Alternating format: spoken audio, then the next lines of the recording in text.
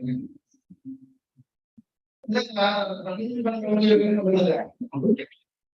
morning, everyone. Let's welcome you all for the day 13 of Technology-Based Entrepreneurship Development Program in Aquaculture. Today, our first chief guest is Mr. Gogul Balaraman, Chartered Accountant and Managing Partner of Grad & Co. Company. I welcome you, sir. Thank you, Professor. Thank you, sir. Session is yours, sir. You can continue. Sure.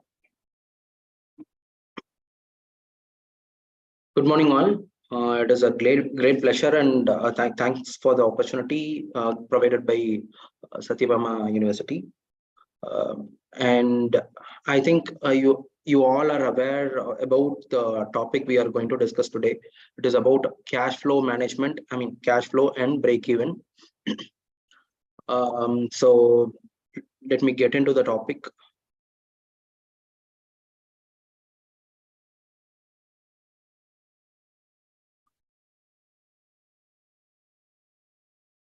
Wait a minute.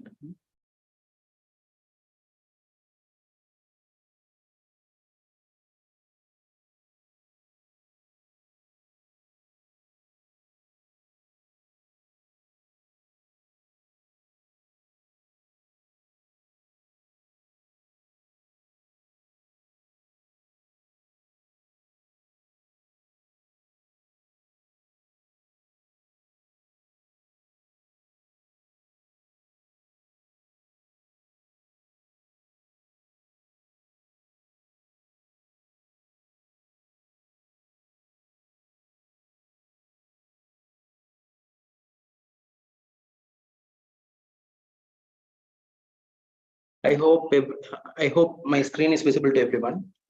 Yes, sir, it's visible. Yeah. So we are about to discuss about cash flow. I hope everyone will be aware that cash is an integral part of any business. So whatever it is, we need cash in our business to as a significant part of working capital. So yeah, having known about the significance of cash flow, I mean cash, there is a great saying that telling that making more money will not solve your problem if cash flow management is your problem. This is told by Robert Kiyosaki. I think in this juncture, we need to know how important cash flow is. Generally, I do tell people that cash has to be maintained in right proportion at right way. So why do I tell this? Right proportion, it has to be maintained in right proportion. Even if it is in excess, it is a problem. Even if it is in short, it is a problem. Why do I say this? Because psychologically, I deal with this problem in two ways. Even in psychologically, if you have cash in excess, you'll be tend to spend a lot than what is required. And above that, on another way, you'll have a more confidence that you have more cash with you to survive any situation. This is on one side, psychologically. On other side, what if you have short cash balance? You'll tend to have more fear, but you'll be motivated more towards earning more cash. So this is on the psychological. But being a chartered accountant, I should also tell about the technical terms. So having more cash, as a finance professional, do not advise it, because had you invested that excess surplus of cash into a new business or into some other investments, you would have earned more. However, investing more also will lead to more risk. So it is, at the end of the day, it is the financial strategy to invest more or save cash more in banks or something. So technically, I would tell having right proportion of cash at right ways would be very much important for an entrepreneur to survive in his business. So having spoken about cash, what do I mean by cash? Cash generally means generally people think cash is something what we have in hand, something what we have in wallet, something what we have in the cash box. No, it is not just that. Cash is a general term which includes even the bank balances, FDs, uh, even the most highly liquid short-term investments also will be considered as cash, even gold investments. So whatever you have in hand which can be diluted very easily to pay off any expenses and debts is called as cash. So that is why generally in finance terms we include even short-term investments, say FDs. Generally people have have a policy to deposit in fixed assets with respect to the bonus which they provide to their employees for Diwali.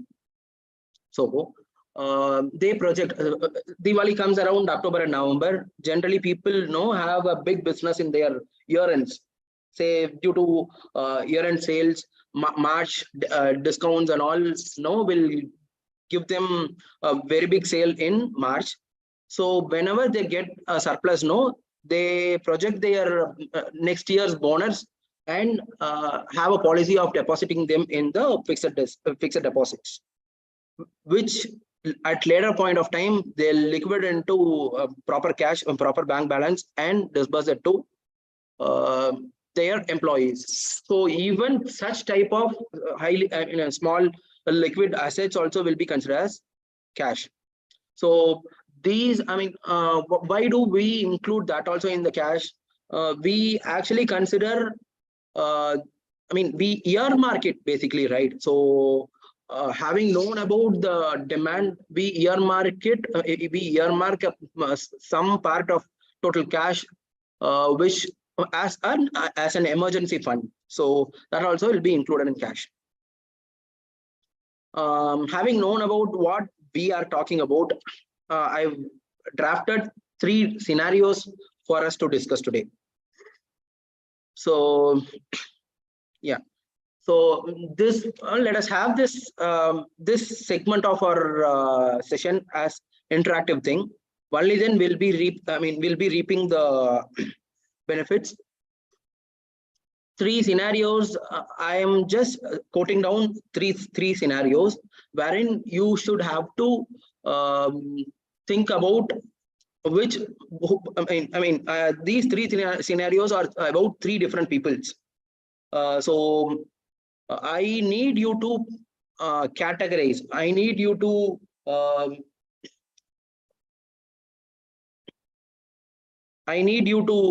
prioritize which scenario is better than which.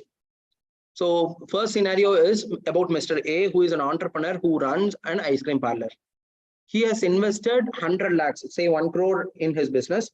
Out of 1 crore, he has invested 70 lakhs towards stock and 30 lakhs is towards working capital. So out of 30 lakhs, he spent 20 lakhs in first 4 months, wherein he spends 5 lakhs for his rent of his premise. So he is he has 10 lakhs in his hand, which he'll be using for next few months. So all his sales were only sufficient to recover the other expenses. So technically he has got only 10 lakhs in his hand. And so what he did is he moved to a smaller place. Previously was in a bigger premise. So now he has moved to smaller place so that he saves some of rent. And he is also projecting that it is summer is nearing, and so being the ice cream parlor, he'll have a very good sale in his next few months. So having known that he is running out of capital, running out of his working capital cash, he moved to a much smaller place. So this is his strategy. This is the strategy of Mr. A. What about scenario 2? This is the story of Mr. B. He is an entrepreneur who runs footwear store. So he has been doing business. However, his supplier is demanding 10 lakhs for the goods procured. For the stock he has no. His supplier is asking for 10 lakh rupees to be paid. And as he is short of working capital, so here, even here, even in this place, his requirement for cash is 10 lakhs. Even in the case of A, the requirement for cash is 10 lakhs. Even in B scenario, it is 10 lakhs. However, the strategy what he has used is he has taken fixed term loan out of his personal asset. He pledged his personal assets, and he has got 10 lakhs of loan to pay vendors off. He also projects a very good market for his footwear and expects a good sales in few months. So having the sales projection as constant in both cases, we can see that demand for both scenarios is 10 lakhs. And the strategy Mr. A has used is to reduce the cost and survive his 10 lakhs of need. And in story of B, we can see that he has borrowed fixed term loan against his personal asset, and he has got 10 lakhs to pay off his general suppliers.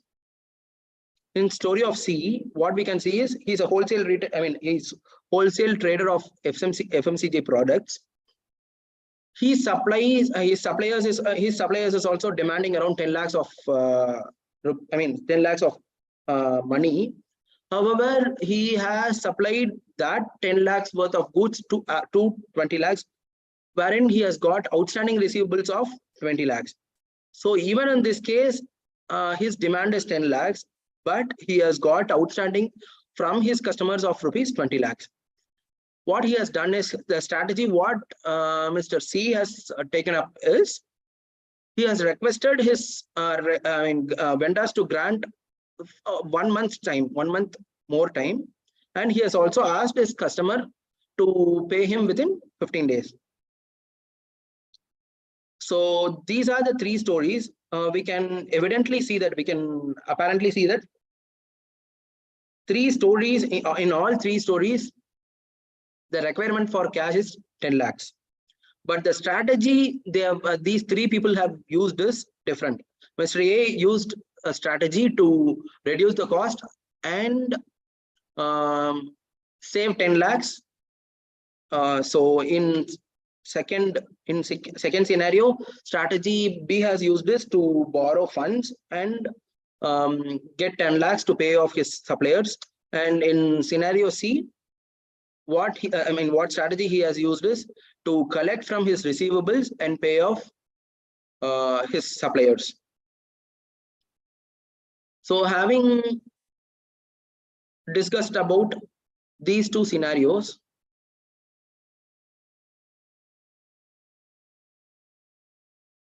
these three scenarios, I thought of asking you people which scenario is which scenario is most advisable. Please rank the scenarios from most favorable to less favorable. You can leave your comments in your chat box.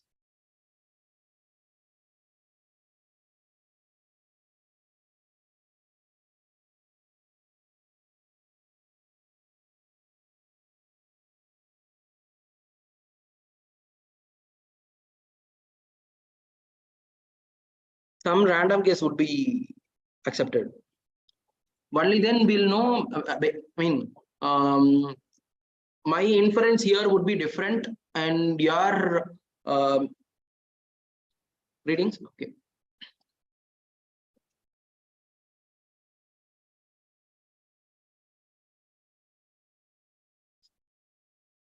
Mr. Sheikh has told that CAB. So you have ranked it from most favorable to less favorable. Great. So Hamid tells that B will take a call. So by B, you mean that borrowing term loan is the best one.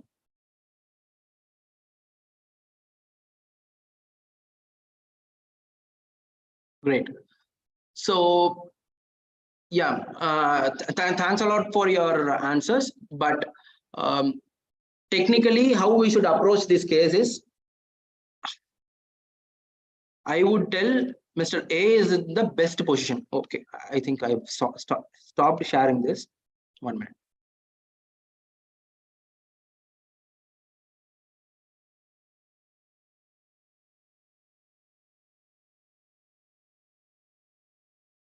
Yeah.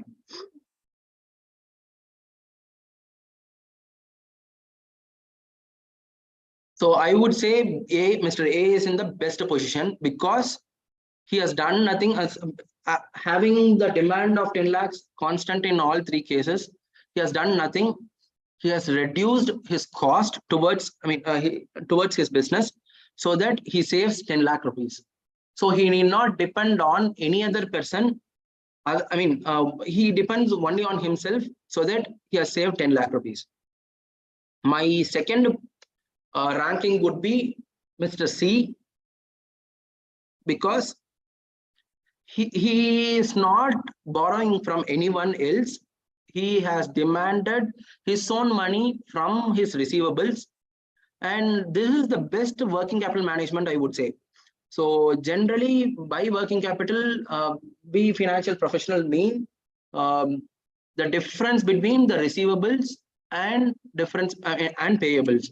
So generally, we would have more receivables in our hand, and we will have comparatively lesser payables in our hand. So the difference would be the positive working capital, and this is the strategy most of the businesses use, wherein you would realize the receivables in shorter span of time, and you would tend to pay the payables on a longer span.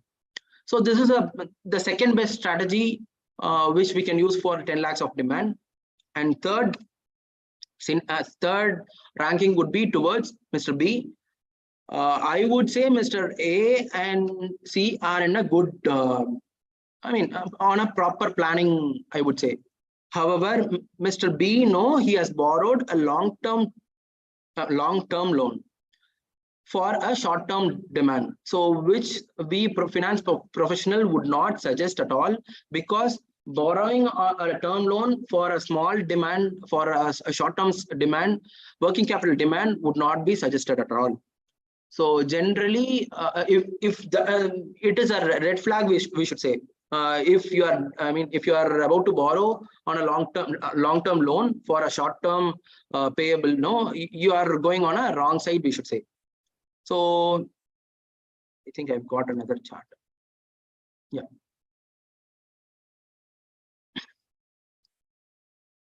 So having known about this inference, I would infer and I would suggest A's strategy as the first, C strategy as second, and B strategy as, I would not suggest B strategy at all. If at all we need to support for the working capital, we should opt only as a working capital loan, OD or CC or something, not as a term loan, we should say. So this, I think this provides a good insight about how we should strategize for the working capital needs and stuffs. Having known about the strategies, we are going to discuss about how, about the tools used for cash management.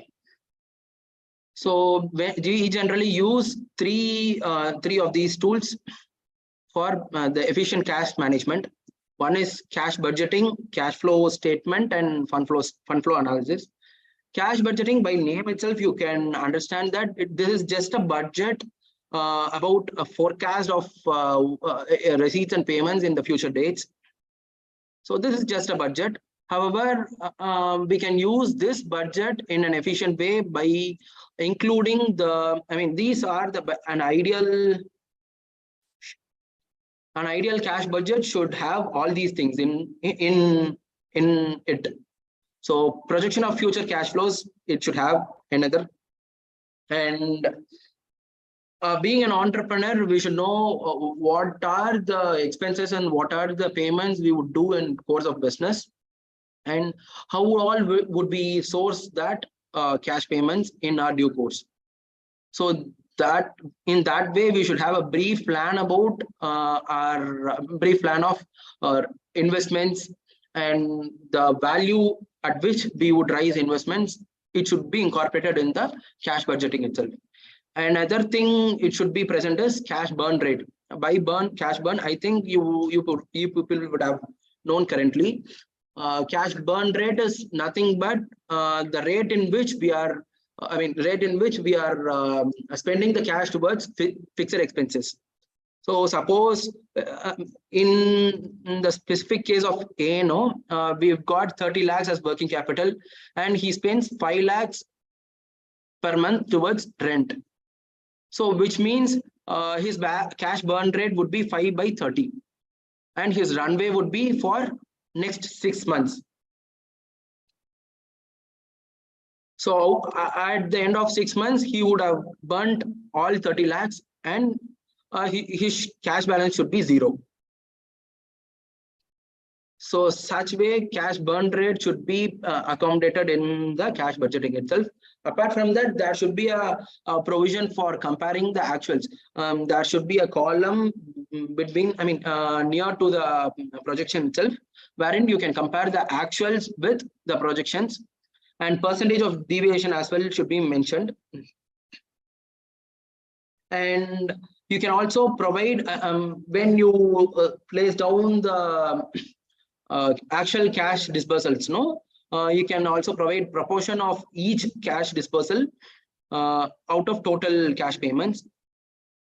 So these are the contents of these should be the contents of cash budgeting ideally.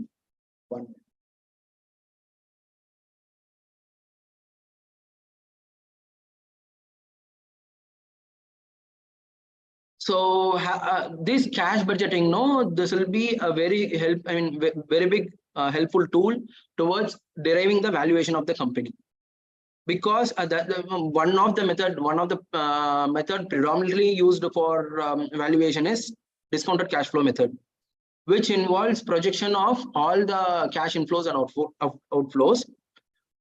So that would be very much necessary for deriving the valuation. Another tool which is useful is cash flow statement. Okay, this is cash budgeting and this is cash flow statement. So cash flow statement is the analysis of actual cash flows. This is regarding cash budgeting, it is projection and comparison with actuals. However, cash flow statement is analysis of the actual cash flows, which has this is analysis about the past events. And ideal cash flow starts with a profit loss account and ends with closing cash balance. It allows us to understand the proportion of non-cash expenses to the total cash expenses. Say if we are spending around if our expenses comes around 15 lakhs and our yearly depreciation comes around 5 lakhs, we can easily take out the proportion of non-cash expenses and understand that almost 30% of total expenses are non-cash expenses. So that way it would be helpful. Yeah, this is a model of cash flow statement of, I have taken it from Apple Inc.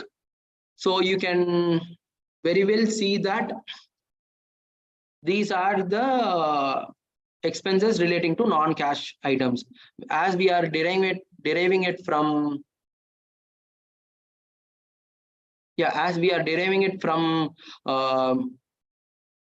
profits. As I told, we start the cash flow statement with net profit from profit loss account. So net income is present here. We can see that depreciation and amortization is being added here to the net profit. So having total of this, we can know that the total cash expense, I mean proportion of total cash expense and non-cash expenses. This is share-based expenses, which you can very well know, which we would have very well heard about ESOP. So ESOPs are share-based compensation expense.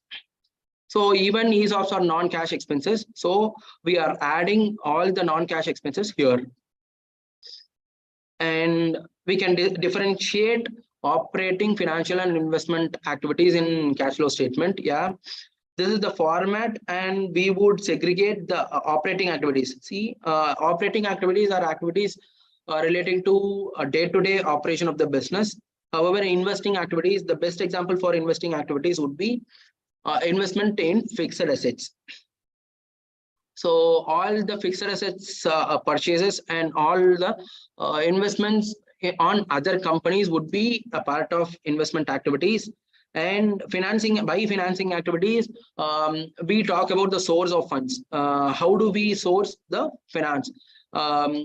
It is regarding issuance of share capital, regarding borrowing loans, and such steps. So all these things will accumulate and bring us the closing cash balance. So this cash balance would match with the balance sheet of the company. And it also helps us to understand the utility of cash towards various purposes. Yeah, it is providing us the total thing. Yeah. So having known about these benefits of cash flow statement, let us see how it flows through the format. Initially, we will be segregating the total cash flow into operating activity, investing activity, and financing activity, as we discussed earlier.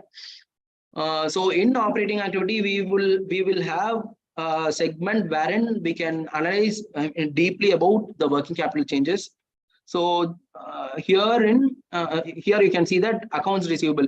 So this minus sign, this minus negative figure tells that we have we have provided more in terms of sales, and so the accounts receivable means debtors on a simple terms. So these are sales parties, these are customer balances. So customer balances have increased, wherein cash flow has got reduced. So you'll get all the insights of variation in the working capital, and we can know why we are struggling in our day-to-day working capital management strategies. And if you can see that inventories has got a positive figure, which means you have sold inventory and recovered 1,484 rupees of rupees in cash. In the same way, your accounts payable has also increased, which means you have procured 9,000 rupees, 9,448 rupees of worth of dollars worth of stock from your from your vendors, and you have not paid still, so that your cash inflow is more. So this way, you can have more insights about the changes in working capital. And this finance activities provides you, if you can note that, repurchase of common stock, which means buyback of the shares. So buyback is in negative because you pay cash out of your hand to purchase the shares held with investors.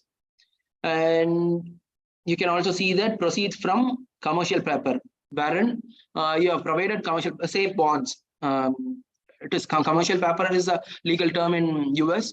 However, in India, it is bonds.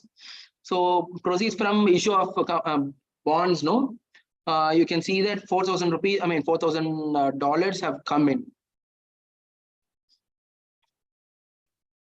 So the third tool would be fund flow statement, wherein you could have high-level analysis about cash and working capital.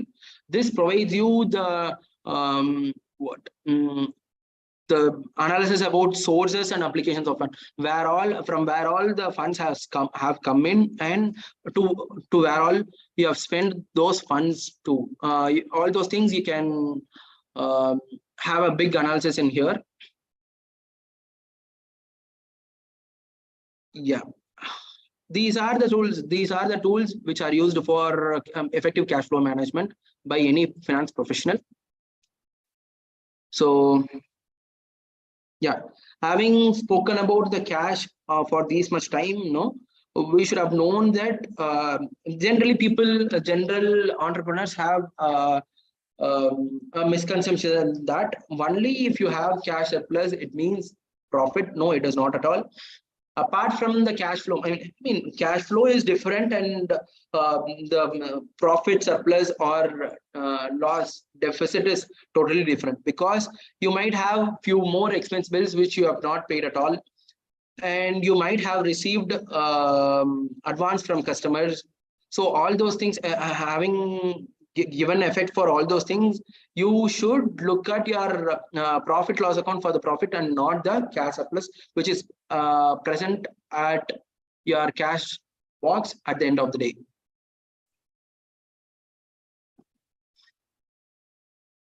Yeah, having spoken about profit, we are about to talk about the cost structures and their behavior towards break even. So before that, we need to know what is meant by break even. So break even is a point where we entrepreneurs do not have any profit or loss. So this is the point of sale wherein you would, it is no profit, no loss point. So this point can be expressed in terms of volume. Say, let us take an example of footwear store itself, Mr. B as our example. If this B is spending 5 lakhs towards his rent, and he has got a margin of, for every product he sells, he makes 200 rupees as his profit for each product. So he has 5 lakh rupees as his fixed expense towards rent, and he divides, he gets 200 rupees per piece. So his approximately around 2,500 pieces he should sell every month. Around 2,500 pieces he should sell every month to reach no profit, no loss point. So this is a gross understanding about break even. To put it in simple words, any entrepreneur, this is an instinct of any entrepreneur, telling that only if I reach this point of turnover, any entrepreneur would have this in his mind. Only if I meet this point of turnover, I'll make at least I'll be making cash to burn towards the fixed expenses. In Tamil and in you might have met many small vendors, many small local vendors telling that when you negotiate towards the sale price, they would tell that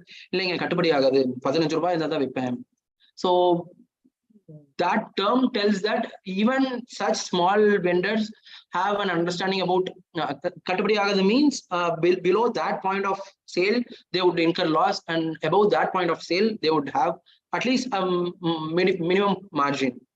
So even such small vendors have an understanding, an instinct tending towards the profit making. So being entrepreneurs, we have break even running in our blood. However, let us see how we finance professional work towards calculating break even. So we need to know these following concepts. First one is fixed cost.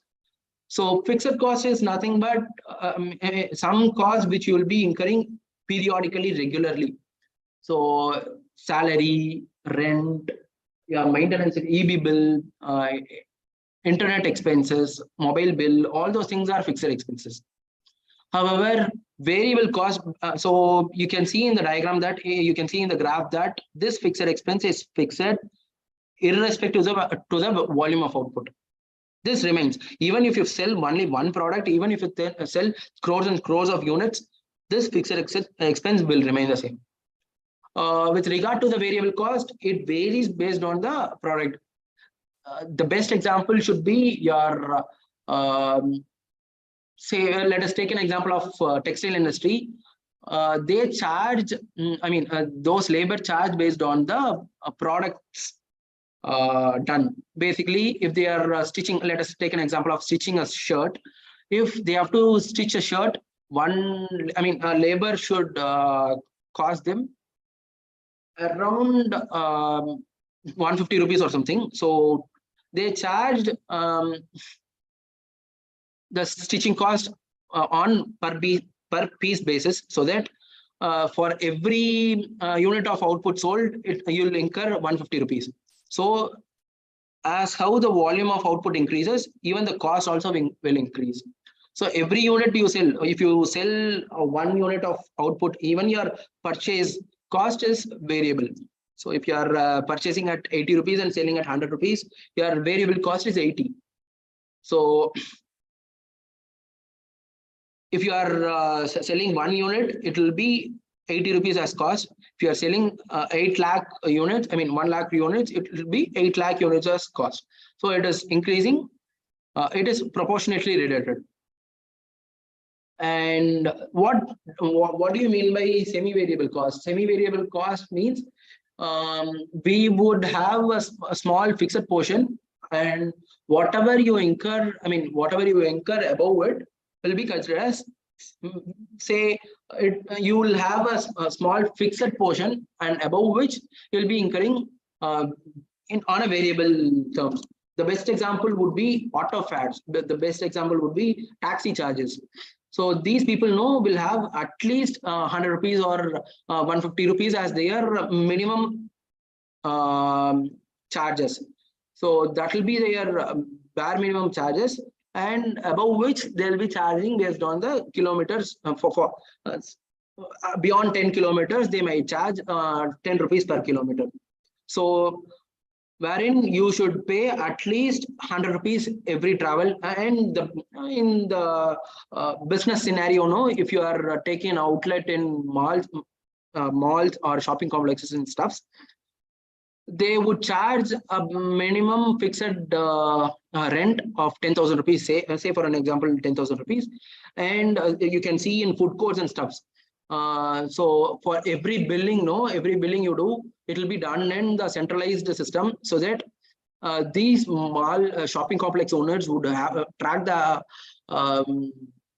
supply of track the business of the outlets, and on every sale they'll charge a fixed percentage, so that will be beyond 10,000 rupees as a fixed rent. They would also pay 10% on their total sales. So this is their strategy, and this is how semi-variable cost works. So we have a bare minimum. So this provides, this is a combination of these two costs, if you can see here. Next is, we should also know about the cost behavior. At times, fixed cost may not be fixed always. It may have step defect also. The best example should be usage of internet. Say if we are using internet for around 150, 1 GB or 1 TB or something. Till 1 GB, he might charge 800 rupees. After 1 GB till 10 GB, he might charge 1,500 rupees. After 10 GB, he may charge 2,000 rupees. So this is how your stepped fixed cost work. And even the EV bill are of such nature, it has slab rates, right? So this is a point, this is a case where you can see stepped fixed cost in place. And apart from that, you can also see economies of scale in variable costs. Let us take the same example of textile industry who stitch shirts.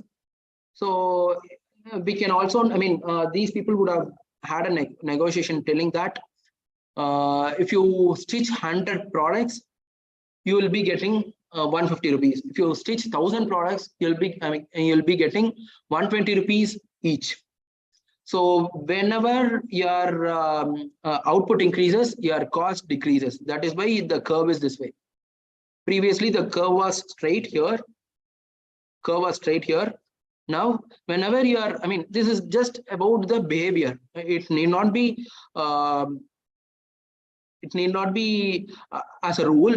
However, we also at times we also encounter diseconomies of scale, wherein the demand is very very high.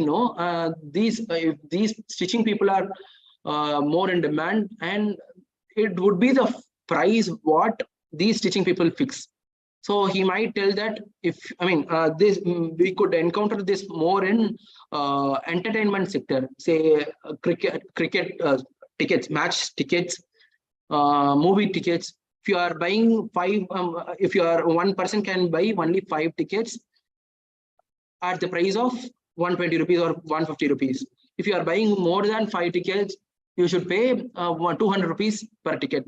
So that this is called as economies of scale. So whenever the output increases, the cost decreases. But here, whenever the output increases, cost increases as well.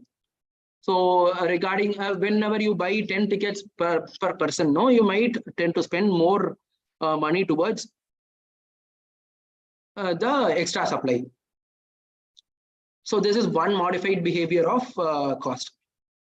So having known about cost in detail, let us also study about break even.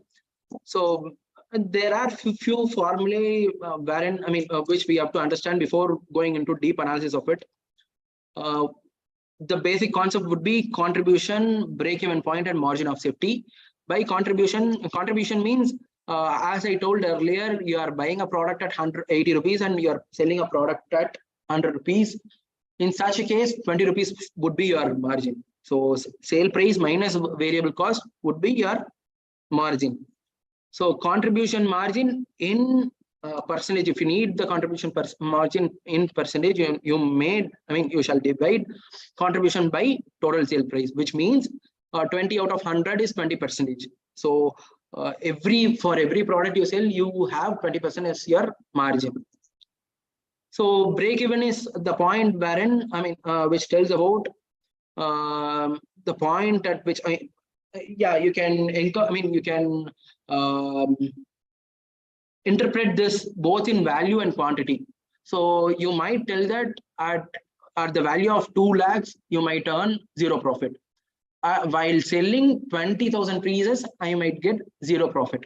So both are same. However, the formula to calculate it is different. Fixed cost by contribution margin gives you the break-even point in value. Fixed cost by contribution per piece gives you the break-even point in quantity.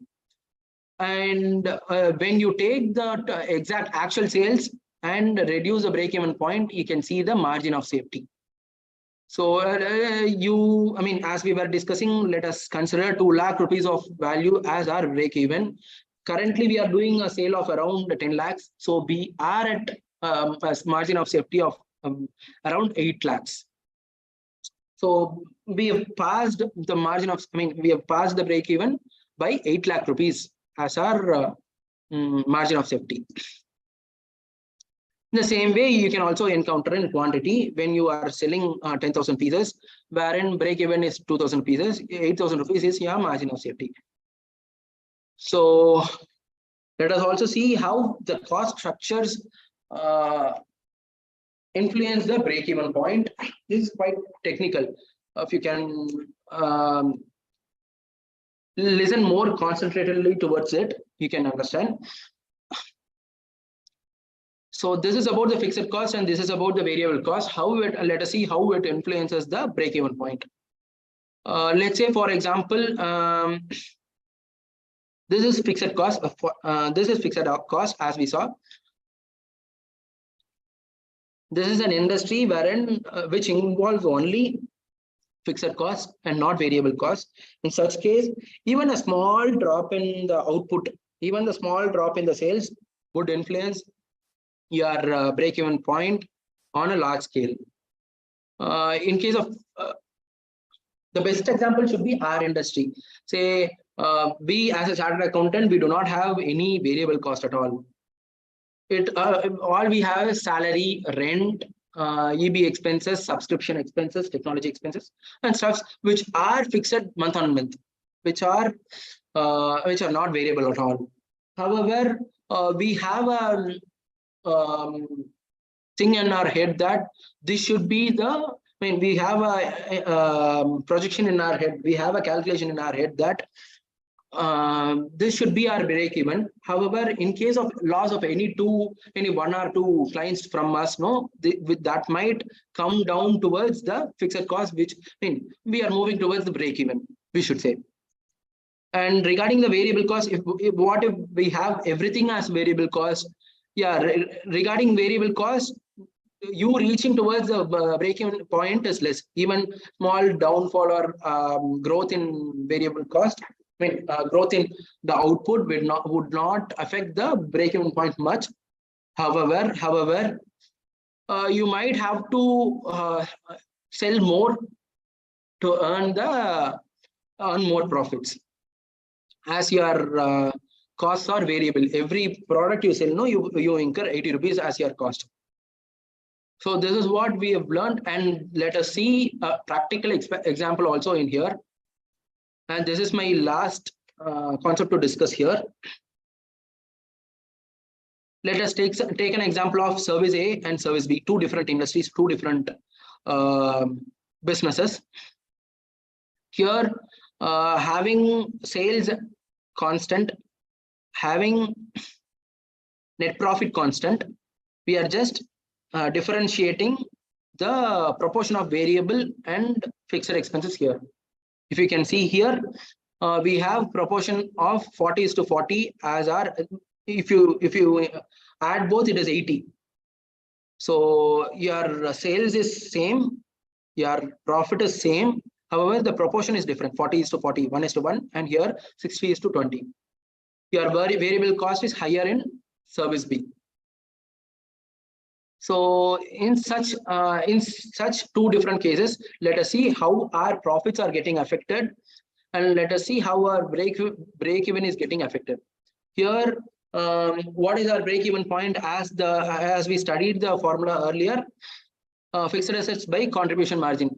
You would earn break even point at $66,000 in service A.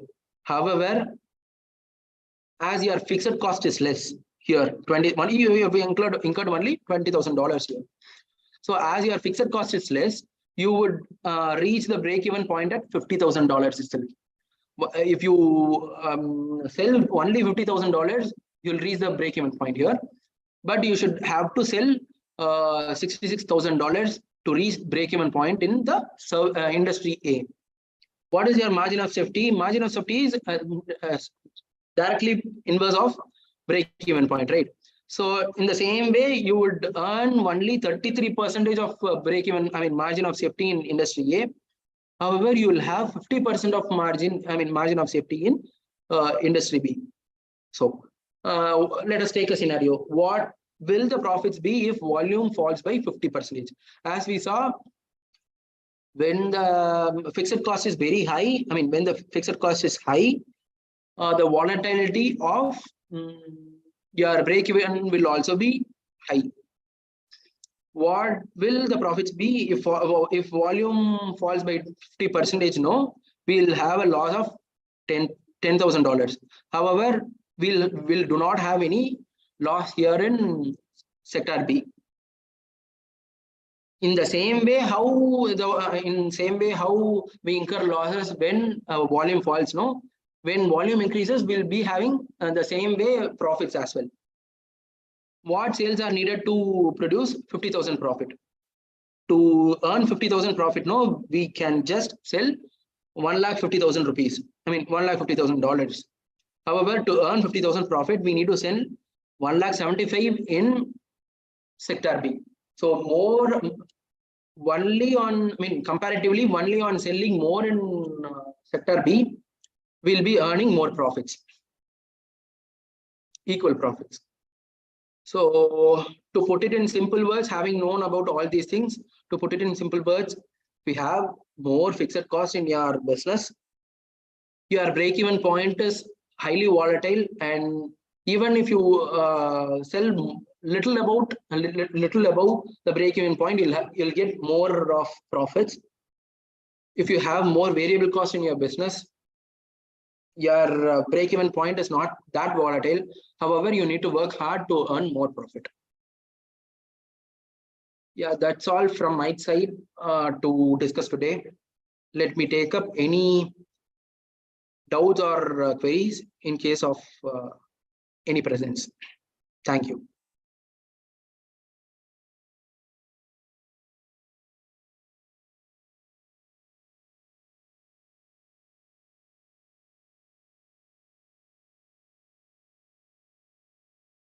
Thank you, Hamid.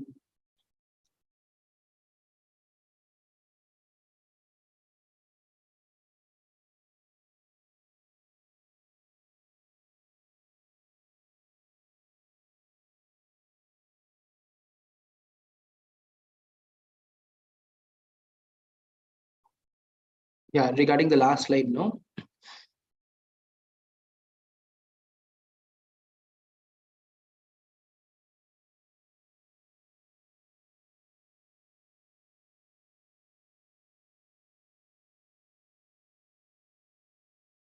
So in both, you can see that in both scenarios, this fixed cost is the only difference. The proportion between fixed and variable is the only difference. So if you have more fixed cost in your business, you will have more tendency. I mean, your break-even point will be more volatile. So, we saw that our break-even point here is $66. Okay, so this $150 of sale is more than 66,000. So whatever you earn out, I mean, over and above 66,000 till 150 is your profit. However, when the variable cost is, I mean, when the proportion of variable cost is higher, we can, we can reach the break-even point at 50,000 itself. But to earn the same level of profit, you need to sell 1,75,000 rupees. Here, your break-even point is quite high. To reach the zero profit itself is quite high. And you get more profits, though it is high. If you sell more than break-even point, you get more profit. Here, your break-even point is low. Though it is low, to earn more profit, you need to sell more. So this is the slight difference between both cases.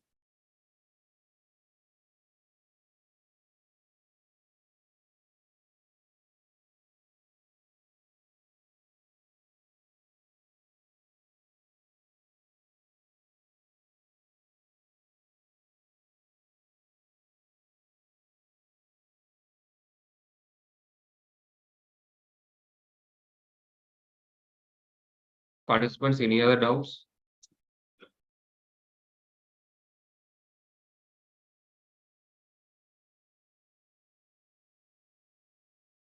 Okay, I think there is no doubt, sir. Thank you, Gogul, sir. It's a wonderful, informative session. Thank you. My pleasure. Okay, our next session will be shortly start at 1 o'clock afternoon. The next session is going to be handled by Mr. Saktivel Shanmugam, Project Coordinator, TIFAC Academic Partner Center at Sathyabama Institute of Science and Technology. Everyone can leave the meeting and please join before 5 minutes. Thank you. Thank you.